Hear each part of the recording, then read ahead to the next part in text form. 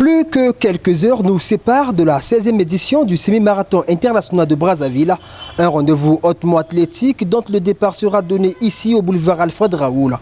Dans l'objectif de mettre la lumière sur les contours de cette édition, le comité d'organisation du SMIB était face à la presse sportive ce mardi.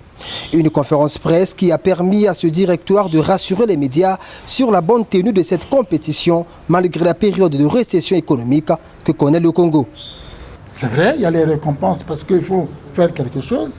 Et bien sûr, il faut faire quelque chose en fonction de ce dont on dispose pour que, effectivement, la 17e édition puisse continuer, puisse se faire. Donc, il y a la crise, c'est vrai, mais dans le monde entier, le sport continue. Il n'y a rien à redouter car tout est fin prêt, a par ailleurs affirmé le directoire. 684 athlètes, dont 35 étrangers, prendront le départ de cette 16e édition, dont la spécificité sera la présence des représentants de chaque département du Congo sur un parcours de 21 km 100. Parti du boulevard, le semi-marathon ira visiter Bakongo et Makelekele. Voilà. Dès que ça sort de Bakongo et Makelekele, ça traverse par la corniche. Et nous arrivons à Mamiwata pour enfin joindre le trésor. Nous passons par Poto-Poto. De Poto-Poto, nous allons vers Wenze-Manzanza. De Wenze-Manzanza, nous remontons vers Kulunda pour atterrir sur Mungali. Dès que nous sommes à Mungali, nous sortons pour aller comme si on allait à Mukondo. On n'arrive pas à Mukondo, nous allons virer au Sejematswa par la gauche, rond-point Tchel, et nous arriverons donc au niveau de la pharmacie Jagger pour prendre la droite et on ressortira donc sur l'avenue Denis Sassou Nguesso, contourner le rond-point. Dès qu'on contourne le rond-point, on revient droit sur l'avenue Denis Sassou Nguesso et enfin nous sommes au boulevard. C'est pourquoi nous demandons aux spectateurs d'encourager ces jeunes quand ils vont faire la ville. Avec des athlètes comme Eric Semba et Clem Mombeke, vainqueurs de la 15e édition de les deux versions, ce sera donc le même circuit qu'on va retrouver ce mercredi 14 août, grâce toujours au concours de la SNPC, sponsor officiel du SMIB depuis 16 ans.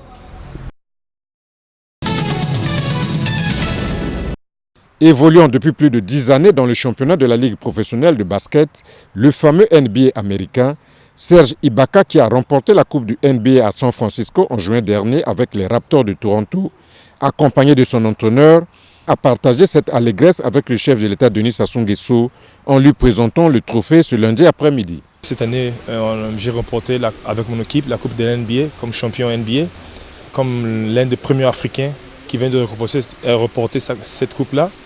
Donc je crois que c'était pour moi très important de ramener la coupe au pays et voir le président. J'ai joué 4 ans en Espagne et là ça fait 10 ans que je joue en NBA et c'est ma première fois d'avoir gagné un trophée NBA. Toronto, c'est comme Monaco qui joue la Ligue française mais c'est à Monaco. Donc c'est un peu pareil. L'équipe, on joue la même ligue, la NBA c'est la même ligue. Donc en fait c'est l'équipe de Toronto qui est dans la Ligue de NBA. Le basketteur des Raptors de Toronto qui a offert plusieurs maillots de son équipe au chef de l'État, basketteur pendant ses années de scolarité en Bunda, a échangé sur divers projets sportifs à développer en faveur de la jeunesse congolaise. Oui, bon, on a parlé avec le président et le ministre du Sport des projets sportifs pour la jeunesse. Et donc, en espérant que là, et moi et le ministre, on va continuer à suivre ce que le président a dit parce qu'il a donné l'accord au ministre du Sport de travailler avec moi et pour essayer d'aider la jeunesse. Soulignons que la NBA est le plus grand championnat de la Ligue de basket américaine, en même temps la plus grande au monde, regroupant 32 équipes qui se jouent de novembre à juin.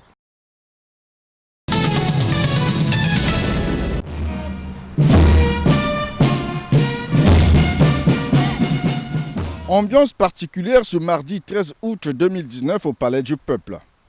Tapis rouge déployé, les troupes d'apparat et d'honneur de la garde républicaine bien rangées, un décor qui traduit la solennité de l'événement. c'est la présentation des lettres de créance de 2 nouveaux ambassadeurs accrédités en République du Congo. 10h50, le président de la République, Denis Sassou Nguesso, arrive au Palais du Peuple.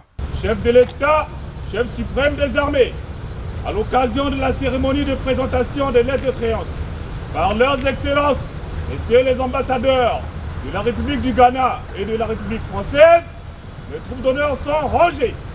Je vous invite très respectueusement à les passer en revue. Salutation du drapeau tricolore vert jaune rouge, exécution de l'hymne national et passage des troupes en revue sur fond de la musique principale des forces armées congolaises. C'est le rituel qui accompagne l'entrée du président de la République dans le salon des ambassadeurs. Le premier diplomate à franchir le perron du Palais du Peuple est Joseph Kouakou Antwi, nouvel ambassadeur du Ghana en République du Congo. Ancien ministre, diplomate chevronné, la soixantaine révolue, Joseph Kouakou Antwi entend inscrire son action dans le renforcement des relations d'amitié et de coopération entre le Congo et le Ghana, notamment la poursuite des échanges de programmes dans les domaines d'éducation, du commerce et de l'agriculture. La France est désormais représentée au Congo par François Barato, deuxième diplomate à présenter ses lettres de créance au chef de l'État. Né en 1959, 36 ans de carrière diplomatique, le nouvel ambassadeur extraordinaire et plénipotentiaire de la France au Congo a occupé de hautes fonctions au ministère français des Affaires étrangères. Directeur, secrétaire général, conseiller des Affaires étrangères, François Barreto a été également ambassadeur au Rwanda, au Tchad et en Guinée équatoriale avant d'être nommé en mai dernier en République du Congo. Il entame ce jour sa mission à Brazzaville avec une détermination d'œuvrer à la consolidation de la relation bilatérale entre le Congo et la France et raffermir les liens d'amitié et de fraternité entre les peuples des deux pays. Débat d'orientation budgétaire à l'Assemblée nationale ce lundi au Palais des Congrès de Brazzaville. Le Premier ministre Clément Mwamba a décliné les grandes lignes budgétaires pour les années 2020, 2021, 2022.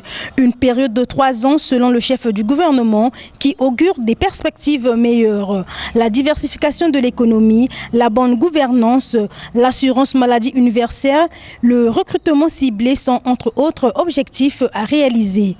Comment réaliser de telles ambitions ?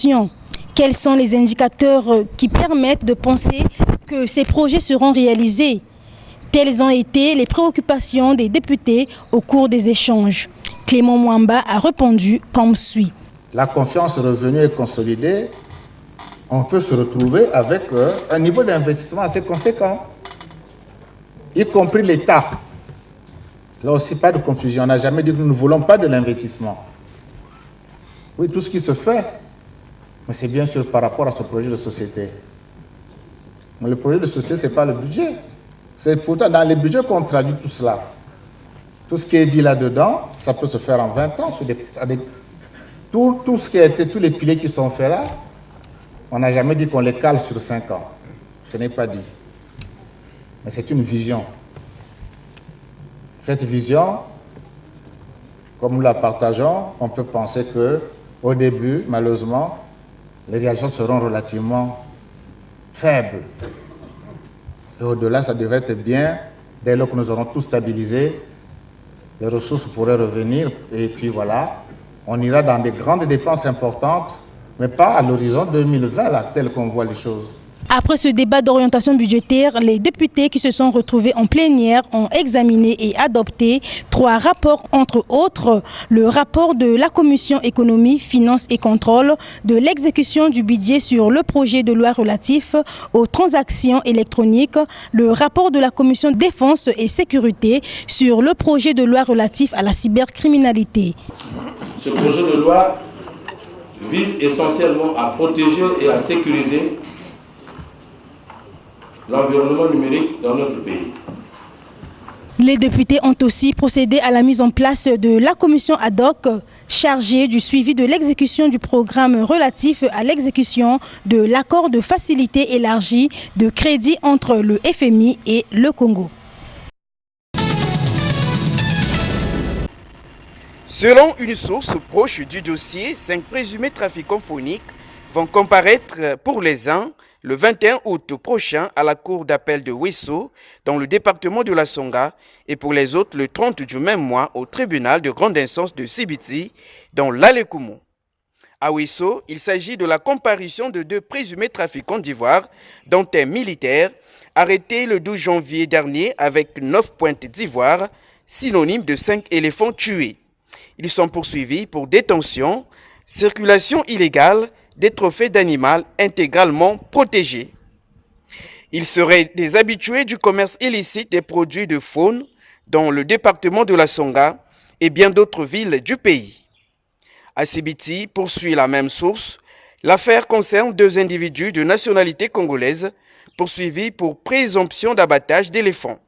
En effet, ils avaient été arrêtés le 27 novembre 2017 à Zanaga, toujours dans le département de l'Alekoumou, avec 37 morceaux de viande boucanée d'éléphant. Ici, le verdict est attendu à l'issue de l'audience du 30 août prochain. Ces arrestations sont l'œuvre des directions départementales de l'économie forestière de ces 2 départements, ainsi que de la gendarmerie nationale, appuyée par le PALF, projet d'appui à l'application de la loi sur la faune sauvage. L'éléphant faisant partie des espèces animales intégralement protégés en République du Congo, ils encourent des peines allant jusqu'à 5 ans d'emprisonnement ferme.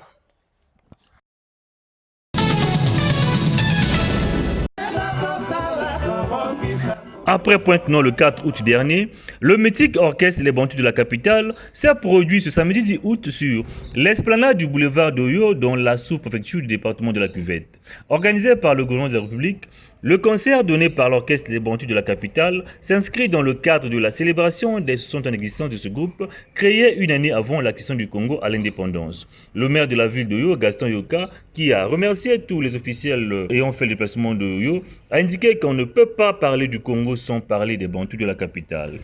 Comment parler du Congo sans parler des Bantous? Et comment parler des Bantous sans parler du Congo?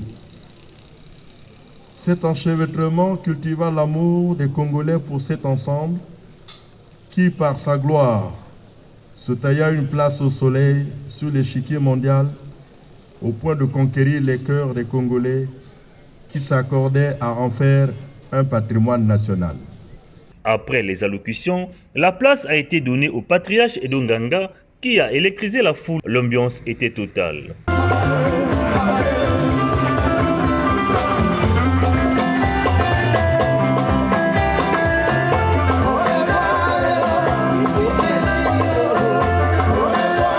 Le public d'Oyo a profité de la programmation alléchante des Bantous de la capitale avec des chansons comme Comité Bantou, Azolo Bazosala, Massoua et autres. La boucle a été bouclée avec la chanson Osalinganini, une chanson très appréciée par le public. Signalons que ce concert s'est déroulé en présence du ministre de la Culture et des Arts, Dieudonné Mouyongo, des conseillers du chef de l'État et de la marraine des 60 ans d'existence de ce groupe, Claudia Sassou Nguesso.